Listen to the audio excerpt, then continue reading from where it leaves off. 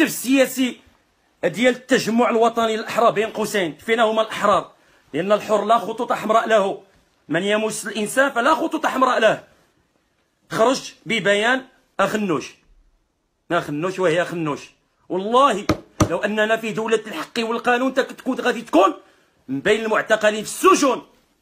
قال لك استغلال المطالب الاجتماعيه للمواطنين ومحاوله الركوب على تطلعاتهم المشروعه من اجل اهداف غير معلنه يسيء للذاكره التاريخيه للمنطقه. السي اخنوش كيتكلم على الذاكره التاريخيه للمنطقه. اخنوش اللي ما عرفش يجيب جمله مفيده. شكون اللي سأل الذاكره ديال المنطقه؟ 58 59 84 2017 وانت متورط في مقتل الشهيد محسن فكري بحكم انك الوصي على القطاع ديال الصيد البحري، وجاي تستحمرنا